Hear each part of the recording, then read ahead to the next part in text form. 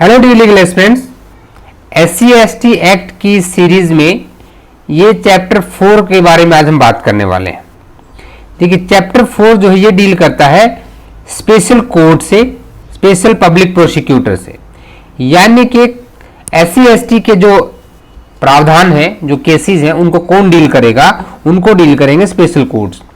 कहां से कहां तक दिया गया है? तो सेक्शन नंबर 14, 14A एंड 15 तीन सेक्शन है। 14A को इंसर्ट यहां बाद में किया गया था, जो कि अपील से रिलेटेड बात करता है।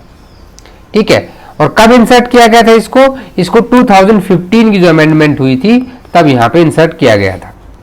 तो आज इस चैप्टर में सारी चीजों को डील करेंगे। चैनल पर अगर आप नए हैं तो आप चैनल को सब्सक्राइब जरूर कर लें और साथ ही बेल आइकन को प्रेस करें, जिससे नए वीडियोज के अपडेट्स मिलते रहें। इससे पहले के जितने भी वीडियोज हैं सबका लिंक डिस्क्रिप्शन में मिल जाएगा। एक प्लेलिस्ट बनी हुई है SC/ST एक्ट 1989 से, चैनल पे जाके आपको वो प्लेलिस्ट मिल जाएगी। वहां पे आप इसके बाकी सारे वीडियोस देख सकते हैं। और MP ADPO से रिलेटेड जितने भी अदर एग्जाम्स हैं वो भी आपको वहां पे मिल जाएंगे, सारे बेयर एक्ट, तो उनको भी आप देख सकते हैं। अब देखिए, चैप्टर 4 किससे डील करता है? दो चीजों से, एक आपका स्पेशल कोर्ट और दूसरा है special public prosecutor, special PP। अब इन दोनों ही चीजों में क्या आता है कि इनको अपॉइंट कौन करता है? पहली चीज ये आती है, तो याद रखें, दोनों ही को स्टेट गवर्नमेंट इसको एस्टेब्लिश करती है और इसको अपॉइंट करती है। ठीक है, स्टेट गवर्नमेंट के द्वारा। अब पब्लिक प्रोसिक्यूटर के लिए कितनी चाहिए? 7 साल की मिनिमम प्रैक्टिस चाहिए। कितनी प्रैक्टिस चाहिए? तो 7 इयर्स मिनिमम प्रैक्टिस होनी चाहिए यहां पे, तभी जाके उसको स्पेशल पब्लिक प्रोसिक्यूटर यहां पे अपॉइंट किया जा सकता है। CRPC में इसको कहां पढ़ते हैं आप? 25 में और 24 में। ठीक है, PP और असिस्टेंट PP के बारे में पढ़ते हैं आप वहां पे। अब बात कर लेते हैं स्पेशल कोर्ट्स की। स्पेशल कोर्ट्स, देखिए, जहां कहीं स्टेट गवर्नमेंट को यह लगता है कि स्पीडी डिस्पोजल के लिए, किसके लिए? स्पीडी डिस्पोजल के लिए क्या बनानी चाहिए? स्पेशल कोर्ट बनानी चाहिए। तो वो कंसल्ट करेगा, किससे कंसल्ट करेगा? या कंसल्टेशन हाई कोर्ट से नहीं है, chief justice of high court से है, chief justice of high court. ये एक इंपॉर्टेंट पॉइंट हो जाता है। बेयर एक्ट में देखिए, चैप्टर 4 स्पेशल कोर्ट्स, सेक्शन 14 कहता है कि special courts and exclusive special court. अच्छा, ये दोनों की डेफिनेशन आपने कहां पढ़ी? स्पेशल कोर्ट कहां डिफाइन है? तो 21D में डिफाइन है। एक्सक्लूसिव थोड़ा सा बड़ा हो जाता है, तो कहां डिफाइन है? 21BD में बड़ा है। ठीक है, छोटा है तो D, बड़ा है तो BD। इस तरह से हमने इसको याद किया था। अब यहां पे क्या है कि देखिए, स्पीडी ट्रायल के लिए स्टेट गवर्नमेंट कौन कर सकता है? State government with concurrence of the chief justice of high court. अपने ऑफिशियल नोटिफिकेशन में, गैजेट में, एक्सक्लूसिव स्पेशल कोर्ट फॉर 1 और मोर डिस्ट्रिक्ट इनको एस्टेब्लिश कर सकता है। दूसरी चीज क्या आती है? प्रोवाइजो क्या कहता है यहाँ पे कि अगर किसी डिस्ट्रिक्ट में जो SC/ST एक्ट के जो वो है भाई, केसेस कम है, क्योंकि अभी मॉडर्न सोसाइटी हो रही है, एजुकेशन आ रही है, तो बहुत कम केसेस हो रहे हैं, तो स्टेट गवर्नमेंट क्या करेगी वहां पे? Again he will discuss with the concurrence, किसका लेगी? Chief justice of high court of that state, और एक नोटिफिकेशन जारी करेगी कि उस डिस्ट्रिक्ट में जो कोर्ट ऑफ सेशन है ना, वही स्पेशल कोर्ट होगा, अलग से स्पेशल कोर्ट हम नहीं बनाएंगे। नेक्स्ट देखिए, अगर कोर्ट एस्टेब्लिश किया गया है तो उसके पास वो सारी पावर होंगी कि वो कॉग्निजेंस डायरेक्ट ले सकता है। ऐसा क्यों कहा गया है? देखिए, हमेशा स्पेशल कोर्ट को क्या माना जाता है? Court of session, court of session मानते हैं। अब सेक्शन 193 ऑफ CRPC क्या कहता है कि कोर्ट ऑफ सेशन डायरेक्ट किसी का कॉग्निजेंस नहीं लेगा, except defamation of higher dignitaries, वो हम बाद में पढ़ते हैं वहां पे। कैसे लेता है? Through committal. लेकिन यहां इसने क्लियर कर दिया कि भाई उसके पास वो पूरी पावर होगी कि वो डायरेक्टली, सीधे तौर पर संज्ञान ले सकता है ऐसे अपराधों का। किन अपराधों का? सिर्फ SC और ST एक्ट में जो ऑफेंस ऑफ एट्रोसिटीज है या इससे संबंधित अपराध है उनकी बात कर रहा है।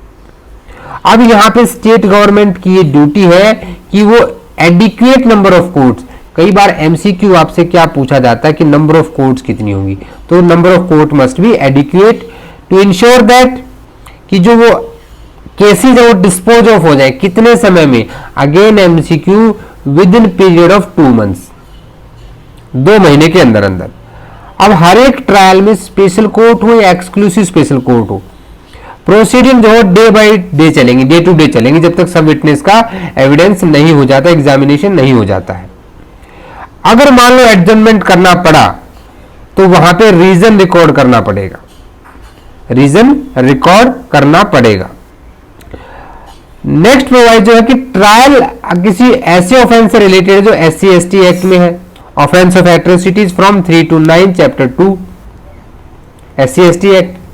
तो ट्रायल क्या है, वो कंप्लीट हो जाना चाहिए कितने समय में, वही समय सीमा फिर से है पीरियड ऑफ 2 मंथ्स। अभी 2 मंथ्स कहां से होगा, from the date of filing of chargesheet, जिस दिन चार्जशीट फाइल हो जाएगी उस दिन से। अब एक और सेक्शन यह डाला गया 14A। 14A कब डला आपका, ये डला आपका 2015 में, ठीक है। जो 2015 की अमेंडमेंट थी जो 2016 में 26 जनवरी 2016 से लागू हुई। अपील के बारे में थोड़े प्रोविजन देखिए कि नॉट विद स्टैंडिंग, जहां नॉट विद स्टैंडिंग आ जाए, मैंने आपको इसका मतलब बताया था कि भाई वहां चाहे जो लिखा हो कोई मैटर नहीं करता है। सीआरपीसी में चाहे कुछ भी दिया हो, अपील सेल लाई, अपील लाई करती है हर एक जजमेंट से, सेंटेंस से, ऑर्डर से, not being an interlocutory order, इसको बिल्कुल हाईलाइट कर लें, इसको not being a interlocutory order, वो इंटरलोकेटरी ऑर्डर नहीं होना चाहिए। अगर इंटरलोकेटरी ऑर्डर है तो क्या अपील लाई होगी, नो।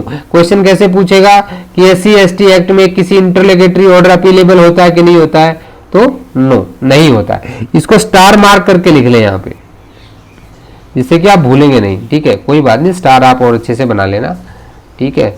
फिर से कोशिश कर देते हैं, इस तरह स्टार बना लीजिएगा, ठीक है। सबसेक्शन 2 क्या कहता है, नॉट विद स्टैंडिंग, फिर से वही वर्ड आ जाता है। सब सेक्शन 3 ऑफ सेक्शन 378, देखिए 378 किसकी बात करता है, ये कह रहा है कि जो अपील के प्रावधान, अपील किसके अगेंस्ट में, इन केस ऑफ एक्विटल, किसी को एक्विटल मिल गया है उसके खिलाफ अपील होनी है। तो वहां पे सब सेक्शन 3 पढ़ेंगे तो क्लियरली लिखा हुआ है कि भाई देखो अपील तब एक्सेप्ट करेगा कोर्ट जब कोर्ट परमिशन देगा, with the leave of the court, यानी कि कोर्ट का डिस्क्रिप्शन है, जरूरी नहीं कि आपकी अपील को एक्सेप्ट करे ही करे। पर यहां पे क्या चेंज कर दिया गया कि an appeal shall lie to high court against order of the special court और एक्सक्लूसिव स्पेशल कोर्ट ग्रांटिंग और रिफ्यूजिंग बेल, बेल के देने या मना करने के खिलाफ हाई कोर्ट में अपील होगी। It is a mandatory provision, क्या वर्ड यूज हुआ है, सेल लाई, मैंडेटरी प्रोविजन है, ठीक है। यहां डिस्क्रिप्शन नहीं होगा, जो हाई कोर्ट के पास डिस्क्रिप्शन था 378 में उसको यहां हटा दिया गया है, इस तरह से याद रखिए। नेक्स्ट आ जाइए, not with standing anything contain in any other law, भैया तो सीआरपीसी की बात कर, तब मान सोच रहे हैं कि किसी दूसरे लॉ में, ये क्या कह रहा है कि अदर देन सीआरपीसी किसी दूसरे लॉ में every appeal shall be preferred with in a period of 90 days, limitation period of appeal कितना रहेगा, 90 डेज। अगेन एमसीक्यू, कहां से 90 डेज काउंट होंगे, भाई जिस दिन से जजमेंट की डेट है, सेंटेंस की डेट है या उस ऑर्डर की डेट है। प्रोवाइडेड, हाई कोर्ट क्या कर सकता है, किसी अपील को एंटरटेन कर सकता है even after 90 days, section 5 of the limitation act, condonation of delay, अगर उसके पास सफिशिएंट रीजन है तो। No appeal shall be entertain after expiry of 180 days, लेकिन ये डिस्क्रिप्शन जो है कंडोनेशन ऑफ डिले कहां खत्म हो जाता है, 180 डेज के ऊपर जाके, यानी अगर 180 दिन तक भी किसी ने अपील नहीं की तो फिर नहीं सुनेगा, फिर कोई कंडोनेशन ऑफ डिले नहीं होगा, because no appeal shall be entertain, understood. Every appeal preferred in subsection 1 shall as far as possible be disposed, भैया ट्रायल होना था 2 महीने में, और यहां पे क्या करना है आपको, अपील कितने दिन में होनी चाहिए, 3 मंथ्स में। अगेन इंपॉर्टेंट मार्क कीजिए, 3 महीने के अंदर अंदर वो अपील डिस्पोज करनी है फ्रॉम जिस दिन से अपील एक्सेप्ट हुई है वहां पे। अपील में किसी को कोई डाउट? इंपॉर्टेंट सेक्शन है, सेक्शन 14 है। छोटे छोटे एमसीक्यू बनते हैं, ऐसे एमसीक्यू बनाइए वन लाइनर टाइप, आपको आइडिया मिल जाएगा बड़ी। Special public prosecutor and exclusive public prosecutor, अभी यहां पे भी कौन अपॉइंट करे? हमने अभी अभी बात की थी कि स्टेट गवर्नमेंट अपने ऑफिशियल नोटिफिकेशन में निकाल के किसी को भी एक पीपीओ क्या कर सकती है? एडवोकेट को पीपी बना सकती है जिसने मिनिमम 7 साल प्रैक्टिस की हो, मिनिमम 7 years प्रैक्टिस। दूसरा क्या है? किसी एक्सक्लूसिव स्पेशल कोर्ट में, यानी कि 21BD बड़ा कोर्ट, स्टेट गवर्नमेंट वहां भी क्या कर सकती है? नोटिफिकेशन देगी और वहां पे देखिए स्पेशल कोर्ट है तो special public prosecutor, exclusive special court है तो exclusive special public prosecutor appoint कर सकती है। और यहां भी क्या है? नॉट लेस देन 7 years, यानी दोनों ही केसेस में जो प्रैक्टिस है, कितनी प्रैक्टिस चाहिए भाई?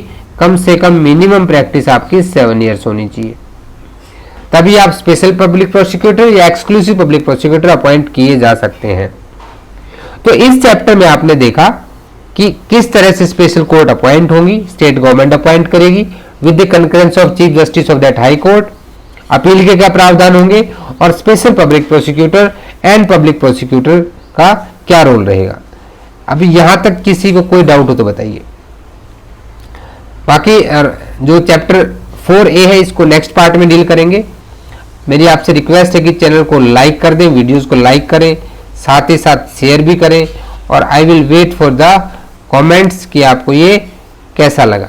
वीडियो समझ में आ रहा है कि नहीं आ रहा है, हमारी और आपकी बॉन्डिंग बन पा रही है कि नहीं बन पा रही है।